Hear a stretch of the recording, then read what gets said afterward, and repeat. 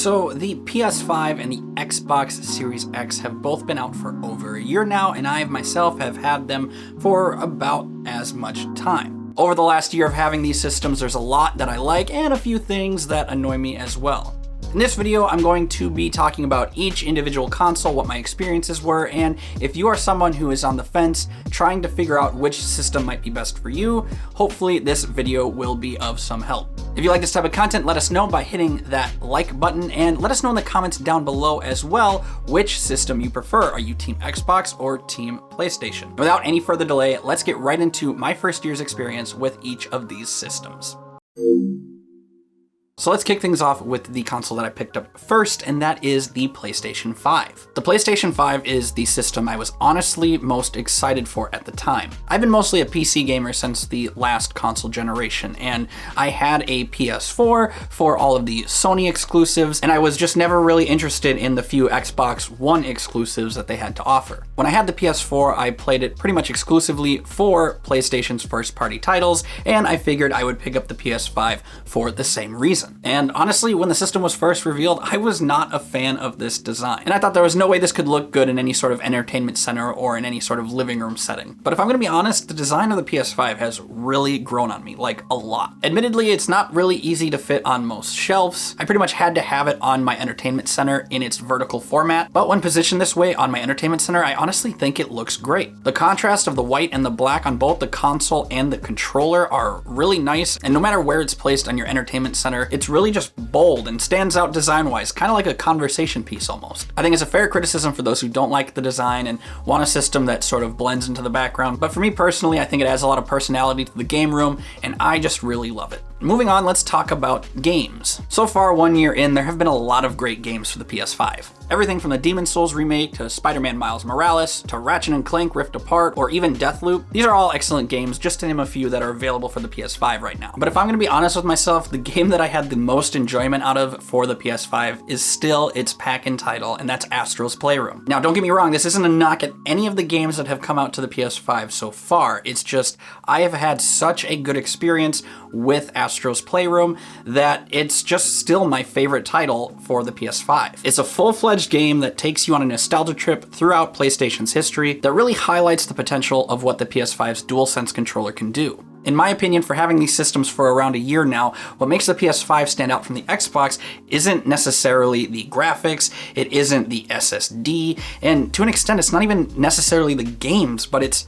the DualSense controller when it's utilized properly. When games utilize the advanced haptics and the adaptive triggers on the DualSense controller, it really just adds such a huge layer of fun and immersion to every experience when playing a game. When shooting webs in Spider-Man Miles Morales, or firing a weapon in Resident Evil Village or Deathloop, the adaptive triggers add a sort of resistance and recoil-like effect that just really makes the gameplay that much more fun. And dare I say, Nintendo-like. After using it for a while, it might not be something that you notice right away, but when you switch back to something like a DualShock 4 controller or a regular Xbox controller, it definitely makes you understand how adding these certain features can really enhance the experience when playing games. When games take advantage of the DualSense controller and its features, it really makes it feel like you're getting that next-gen experience when playing on your PS5. And I really hope to see other games in the future take full advantage of the DualSense and all of its amazing features. The PlayStation 5 has a lot of great single-player content, with more coming in the future. And of course, it's the games that really make the console, and most people really like PlayStation for their games. But I think if I were to sort of summarize the PlayStation 5, I would say it just does a really good job at making things feel fresh and new. Everything from how the UI looks to the DualSense controller and its features, pair that with the really fun and great looking games, and it just gives you that feeling that you're playing something next gen. It's just a really fun experience. And again, it makes me think that while Sony is still kind of focusing on its main strategy of making good hardware and great games, it almost seems that Sony took a tiny page out of Nintendo's playbook and made the whole PS5 experience just really fun and unique. Usually by now, the honeymoon phase has worn off and the system no longer feels like fresh and new, and I gotta say, I still haven't felt that way with the PlayStation 5. I think it's an amazing system. Now, let's talk about the Xbox, specifically the Xbox Series X. To me, the PS5 is something similar to that of like an Apple product or like a new MacBook. It's really focused on design and giving the user a unique experience. And in my opinion, the Xbox, by contrast, is much more utilitarian and practical in nature. It's a simple box that plays games at high resolution and silky smooth frame rates. It's a game console, so it tries to focus on that, being a great game console. For me personally, I just picked up the Xbox Series X to be my Game Pass machine. And I went with the Series X because of the disc tray that allowed me to play a lot of my backwards compatible titles. To be honest, for a while I didn't touch the system much, not until about the time Psychonauts 2 came out, which is an excellent game, by the way. You should absolutely play it. It was probably one of my favorite games of the year. But yeah, it wasn't until Psychonauts 2 that I started really playing my Xbox and really diving into Game Pass and seeing what it has to offer. And let me just say it right now, if you're looking for a console that has the best bang for your buck, get the Xbox, either the Series X or the S, and get Game Pass. Having that expansive library of games is nothing short of amazing. It gives you access to so many current and older generation games, and one thing I never expected with Game Pass is that it completely takes the pressure off to try games that you might not normally would try. As an example, I tried both of the American McGee's Alice games. While these are games that I might not have purchased for myself in the past, having these games on Game Pass completely eliminated any sort of worry of having buyer's remorse,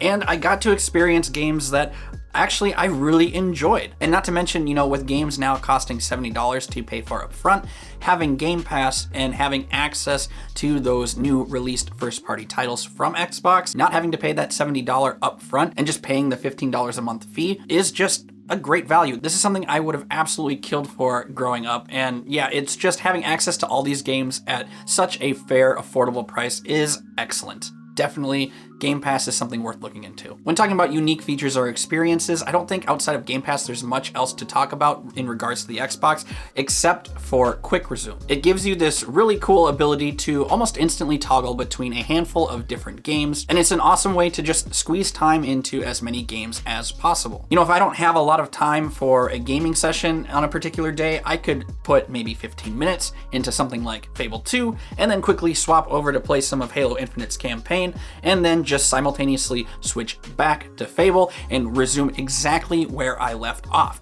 It is excellent, and it's an awesome way to juggle multiple games at once, or to just be able to take little bite-sized chunks out of your gameplay sessions. I really think it's something that every system should have. I really wish it's something my PS5 and my Switch has. Yeah, Quick Resume is just excellent, and I hope it's here to stay, and I hope to see it in future iterations of other consoles. So as much as I like both the Xbox and my PS5, they're not exactly perfect systems. There are some minor nitpicks here and there for both. For starters, as next gen as these systems may look compared to the last generation consoles, if you've been playing on a decently spec'd PC like I have, there really isn't as drastic of a jump forward in terms of the graphics department as you might think. Now, don't get me wrong, I don't think these systems look bad in any way. They look amazing, especially on certain games that really take advantage of the hardware. As someone who plays PC, PS5, and Xbox, the difference is really negligible, and I don't think most people would be able to tell the difference. But you do notice the difference in quality when playing in something like resolution mode versus performance mode, and I just roll my eyes when I see marketing blurbs like 8K on the side of a box. When at native 4K on both of these systems, you can find yourself having a tough time even hitting a steady 60 frames per second. Of course, optimization will get better over time,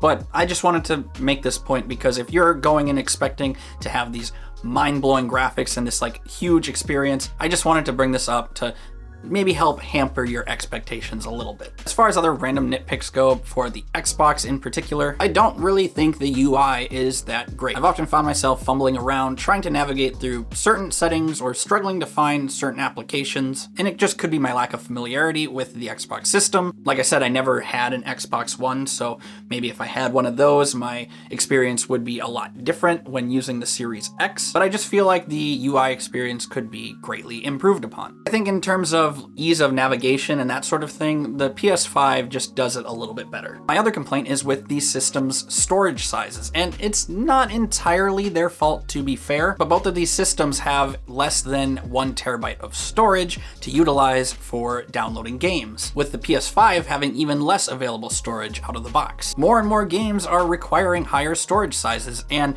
if you don't intend on spending any money to upgrade either the Xbox or the PS5 storage size, which, by the way, both of them are pretty significant in terms of cost, getting expanded storage for either system is something you're going to end up wanting. So if it's just something you can't afford, you're going to have to deal with the inconvenience of managing a lot of the system storage every time you get a new game. So should you get the Xbox or should you get the PS5? When I get asked this question, I usually always say either go with what excites you the most or go with what your friends are getting. Those two factors are probably the biggest in terms of having a good experience with your new system. If those two things don't apply to you or you're still on the fence of what to get, well, then let's talk about it. If you want something that feels new and unique, or if you want to primarily play single player based games, then I would say go with the PlayStation 5. Obviously, Sony has an excellent track record when it comes to making AAA first party content, and I don't think that's going to stop anytime soon. And if you haven't played a lot of the big games that came out on the PS4, you can get access to a lot of these great games via the PlayStation Plus collection. If you sign up for the PlayStation Plus subscription, you'll have access to a bunch of amazing classic PS4 games on your new PS5. Also, it's worth noting that the PSVR 2 is something that is going to be revealed in the near future. And Sony seems to have some solid first-party content in the works for their new VR system. Whether you're new or a vet to virtual reality, if VR is something you're interested in, the PS5 might just be the system that you should pick up. If the PlayStation exclusives really don't interest you that much, I would recommend the Xbox to those who are looking for something that has a great value, but also to those who are interested in having a large, diverse library of games. You know, obviously PlayStation has a large variety of games, and I've talked about the value of Game Pass, but what that brings is a large amount of content, and especially with Microsoft owning so many development studios right now, and as of recording this video, they are now attempting to purchase Activision Blizzard, owning all of those IPs as well. Take all of these diverse studios that Microsoft now owns, combine that with all of the older titles and backwards compatible titles that are now available for Xbox and on Game Pass. With all of those games, you can absolutely bet that you'll be entertained for a long time. With that being said, on the Xbox side, if you do have a decently spec'd PC and you're only really interested in Xbox first-party content, honestly, I'd say get a PS5. If you have a decently spec'd PC and you're just looking to get one system, either an Xbox or a PlayStation, it just doesn't really make a lot of sense to pick up an Xbox because, again, with Game Pass and with those first-party titles, if that's all you're interested in, then all of those are going to be available on Game Pass for PC. So you get all of the benefits of having access to first-party Xbox content by playing those games on Game Pass on PC. So then your best bet is just to pick up a PS5 for all the Sony exclusives or any multi-plats that you want, and then just get yourself Game Pass for PC and you're good to go. You know, just kind of rambling a little bit here, but as someone who owns both systems, I really think that this generation of consoles is something really special, especially when compared to last generation. I think both Microsoft and Sony have a lot to offer with both of their systems, and yeah, I don't really think if you choose one or the other, you're making inherently a bad decision. After having these systems for over a year, my personal experience with these systems is that I primarily use the Xbox more than I do the PS5. But that's primarily because of Game Pass and the value that it brings, allowing me to be able to play a lot of the different games that are coming out. The PS5, on the other hand, is kind of more of my special console, if that makes sense. It's the console that I specifically want for the Sony exclusives, and if there's a particular multi-platform game that I just really want to own physically, or one that I'm super excited for, then I'll pick it up for this and experience it on the PlayStation 5. Both systems are great. I love them both. But yeah, that's just kind of how it boils down. I typically use the Xbox more just because of its value, and it allows me to play a lot more games and the PS5 is kind of more for special occasions. Either way, again, both systems have a lot to offer, both in terms of hardware and software, and if anybody tells you otherwise, I think they're just being a little biased. But these are just my opinions anyway. I would love to hear your thoughts and opinions and your reasonings on why you picked or are leaning towards a particular console. Whether you agreed with my opinions or not, let me know in the comments down below what your thoughts are. And if you're interested in either the Xbox Series S or the PS5 Digital Edition, if that's something more up your alley, I would definitely recommend that you go check out the YouTube channel Tech Space Cowboy. He's got a great channel over there where he has made a few videos now on both systems, and he provides a lot of excellent insight, and I would definitely recommend that you check him out. Well, that about does it for this one, ladies and gentlemen. Thank you again, as always, for watching the video and checking out the channel. Let us know if you liked this video or not by hitting that like or dislike button. Feel free to hit us up on any of our social media platforms and consider joining our Discord community server, all listed in the description down below. And yeah, that's enough rambling out of me. Thank you again for watching. My name is Blake, and for all things tech, games, movies, to anything nerdy in between, be sure to subscribe to Digital Cynics. Have a good one, everyone. We'll see you next time.